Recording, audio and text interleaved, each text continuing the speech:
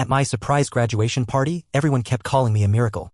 Then my uncle got drunk and said, "Too bad your real parents never saw it." I laughed. Until he pulled out the birth certificate. My whole childhood was a lie and Michael wasn't even my name.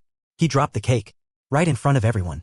My uncle, the one with the lazy eye and worst timing, slammed a vodka cranberry on the table, fumbled with his coat pocket, and dropped a folded birth certificate on the frosting like it was some kind of party favor. "You're a miracle," he said. "Too bad your real parents never saw it." People laughed. Some nervously. Some like they didn't hear it. But I did. I laughed too. Because what else do you do when someone nukes your identity between Costco lasagna and a round of bad karaoke? Except it wasn't a joke. It was real. My name isn't Michael. My birthday isn't mine. And those people? The ones clapping for me as if they hadn't spent years treating me like a polite inconvenience? They aren't my family. They never were. The certificate was creased in a way that said it had been folded and unfolded 1,000 times. Smudged fingerprints. Coffee rings. But the name on it? Clear as day. Name, Jonah Elias. Mother, Miriam Elias. Father, not listed. Date, April 4th. Not August 12th like I've celebrated every year of my life. The name Jonah felt like a weapon when I said it out loud for the first time. Jonah. Who the hell was Jonah? The room froze. My aunt stammered something about my uncle getting into the punch again. My mom, no, the woman I thought was my mom, grabbed the certificate with shaking hands, eyes wide, pupils blown like someone just dropped a live grenade in her lap. "We weren't going to tell you this way," she said. We weren't going to tell you. Just not this way." And then everything spiraled. Turns out I wasn't adopted. Not officially. I was taken. Not from a hospital. Not from a stranger. From my mother's younger sister, Miriam.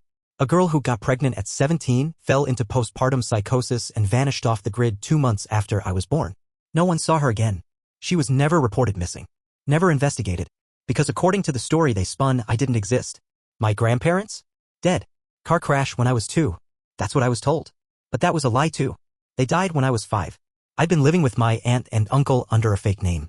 My entire existence rewritten because they didn't think Miriam would ever be stable enough to raise me, and get this, because they didn't want me to end up in the system. So they forged documents.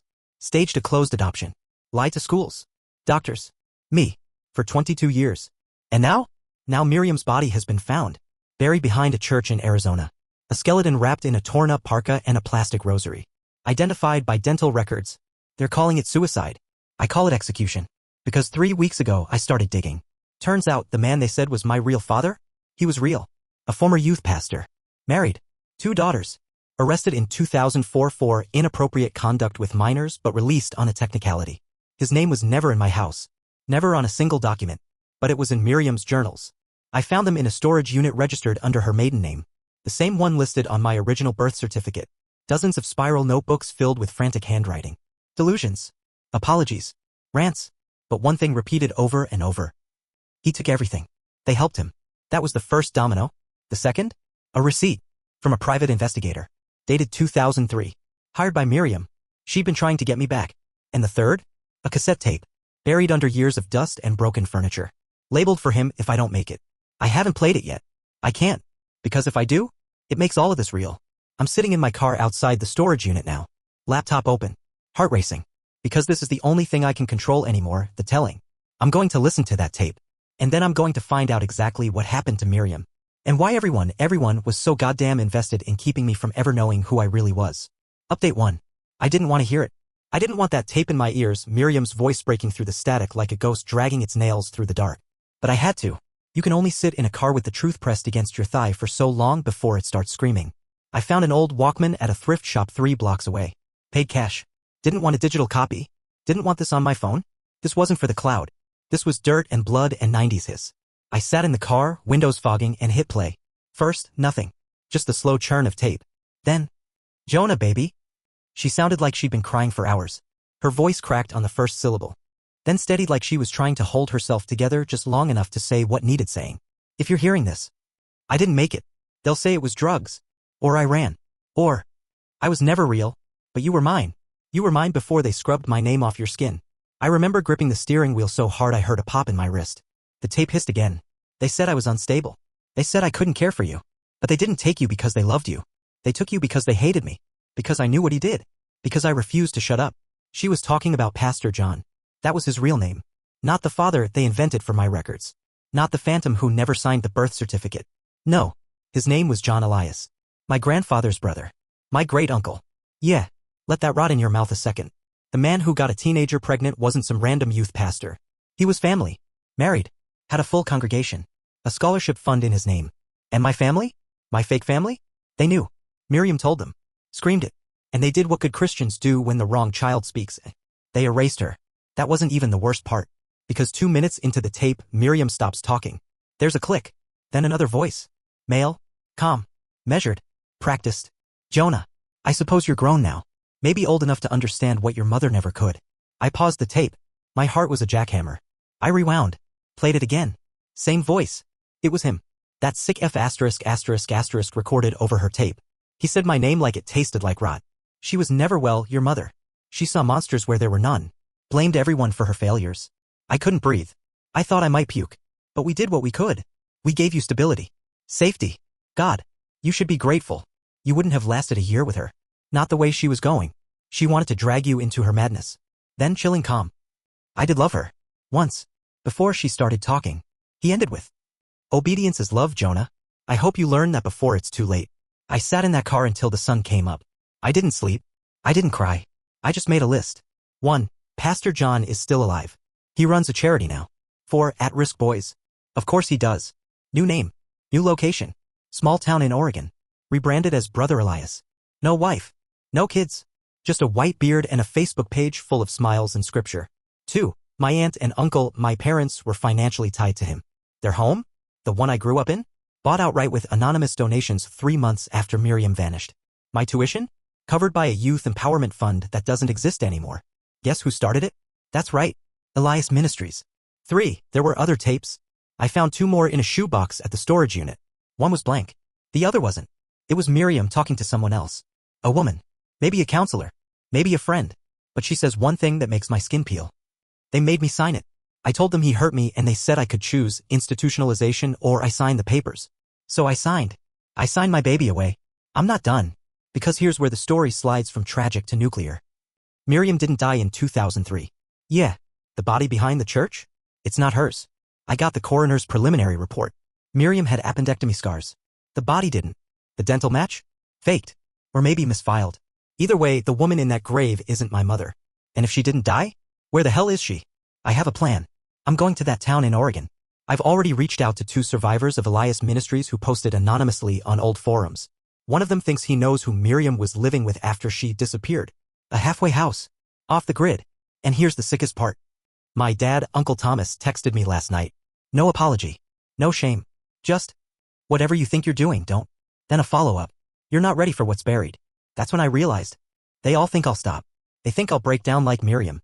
Collapse under the weight of the lie like she did. But they forgot something. They built this identity for me. They built Michael like a mask. A puppet. But I'm not Michael anymore. I'm Jonah. And I'm digging up everything. Next update soon. The church. The halfway house. The survivor who says he saw my mother last year. This isn't over. And when I'm done, neither are they. Update 2. I thought I was ready. I'd mapped it all out, where to stop for gas, what aliases to use if someone asked questions, which burner phone to destroy first. But nothing prepares you for the smell of that town. Like wet Sunday carpets and something older. Like grief that never aired out. I drove 13 hours straight to a place called Eden Hollow. It's not on most maps. Just a faded sign on the highway, a gas station that sells rosaries next to chewing tobacco, and a white chapel that doesn't list a denomination. Just says he lives. He does. That's what they all say when you walk past the chapel. He lives. Like a greeting. Like a threat. Pastor John, Brother Elias, still runs the place. He's older now. Snowy beard. Wears white all the time. I watched him from my rental car for 2 hours, walking barefoot across gravel, feeding a raccoon by hand, hugging children with eyes too blank for their age. This isn't just a church. It's a compound. And you don't leave. Not unless you're carried out in a van wrapped in scripture and silence. I didn't go in alone. Remember the survivor I mentioned last update? He met me behind a dollar store 15 miles out. Name's Casey. Gaunt. Scar under his eye. Said it came from asking too many questions. He handed me a photocopy of a staff roster from 2017. Most names blurred out. One wasn't. Elias. Listed as a counseling assistant. No photo. Just a name. She was there, Casey said. I don't know where she went after. One day she was helping me through panic attacks, next day her room was empty. They said she got called elsewhere. But that's what they always say when someone vanishes. That was 2019. She might still be alive. So we planned. Waited until Sunday night when the church hosted its reconciliation supper, an all-night gathering that keeps most of the compound busy. Laughter, hymns, food, distracted eyes. We broke into the basement. It was exactly what you'd expect from a place that preaches healing and hides bodies. Stacks of VHS tapes. Labeled by date and emotion. March 12th, 03 Shame. June 2nd, 09 Purge. December 22nd, 14 Deliverance. Casey grabbed one at random and popped it into the old monitor on the desk. And there she was. Miriam. My mother. Hollow-eyed. Sitting in a plastic chair. Hands folded like a student. A man behind the camera asking her. What did you see in the fire? She answered without blinking. God pulling my baby into the lake. I nearly screamed. I clamped my hand over my mouth so hard I bit into my palm. What did God say? The voice asked. She whispered. He said Jonah's soul was clean, but mine was soaked in rot. I shut it off. My legs gave out. Casey helped me breathe. Said they record everything. Every confession. Every hallucination. Every deliverance session. Miriam wasn't crazy. She was broken on purpose. Conditioned. Brainwashed. Drugged. They filmed it all. And then? We found her bunk records. Miriam Elias. Room 4C. Discharged February 14th, 21. Signed by Brother Elias. Note said. Reclamation failed. Sent to the Mercy. Casey paled when he read that. Mercy isn't a place, he said. It's their nickname for the church crypt, where they send the ones who don't obey. We got out? Barely. As we drove, I checked the recording on my phone. I'd left it on while watching the tape. I wanted to capture the audio, but there was something else. At the end, just faint, buried under the VHS hiss. Another voice? A child's. Jonah? I played it 12 times. I swear to God it was a child's voice saying my name. Casey thinks it might be a recording loop. The tapes weren't just of adults. They recorded kids too. For training. For punishment. For God knows what. And if someone said my name on that tape, then I was there. Not just as a baby. Not just through paperwork. I was in that basement. I was filmed. I was part of the program. That's why they needed me silent. That's why they erased Miriam. Not because she was unfit. Because she remembered. Next step? We're going back. This time with tools. If that crypt exists, I'll find it. If those tapes can be copied, I'll leak them. And if Miriam is still alive, I'm bringing her home. Or burning Eden Hollow to the goddamn ground. Update 3. I'm writing this from a motel 3 towns over. The kind of place with water-stained ceilings and curtains that don't close all the way. There's a gun under the pillow. And a key. Let me explain. We went back. Me and Casey. Gear packed. Headlamps, bolt cutters, 2 burner phones, a pry bar. We weren't brave, we were out of options. And I knew deep down that if I didn't go now, I'd never go at all. The chapel was quiet. Too quiet. No hymns. No bells. Just the wind scraping through the eaves like it was trying to warn us. We entered through the side shed. Casey knew where the rusted latch was. Took us 5 minutes to pry it off. The basement stank of mold and bleach. And rot. Real rot. But the tapes were gone. Every one of them. Shelves bare. Dust disturbed. Someone knew we were coming. But the filing cabinet was still there. That's where we found the ledger. Not digital. Not alphabetized. Just a handwritten index. Dozens of names. Dates of arrival. Purification status. Progress. Under M. Elias. Refractory. Non-responsive to deep script. Prone to relapse. Subject taken to Mercy Cellar. No family contact. Cleared. No death. No release. Just cleared. We searched that cellar for hours. Found a tunnel sealed with plywood and scripture, actual verses carved into the boards. Casey read them under his breath while I pried one loose. There was no crypt. Just a room. Concrete. Cold. No light. And a chair. Strapped to the wall. No chains. Just a leather harness bolted 6 ways into the cement. And carved into the wall behind it, Jonah was here. But they made him forget. I dropped to my knees. That was my handwriting. I don't remember carving it. I don't remember being there. But I was. That was the moment everything unraveled. I didn't just lose Miriam. They took me too. Pieces of me. Memory. Identity. They didn't just forge a birth certificate, they rewrote my past. Casey found something else. Behind a false panel, an old lockbox. Inside? A cassette. A photo. A locket. The cassette was blank. The photo me, age 5, asleep on Miriam's chest. Her arms wrapped around me, bruised and thin, but smiling.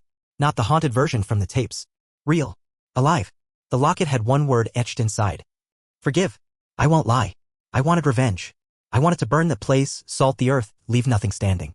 But that would make it disappear. Just like they tried to do to me. So instead, I mailed the ledger to 3 newspapers.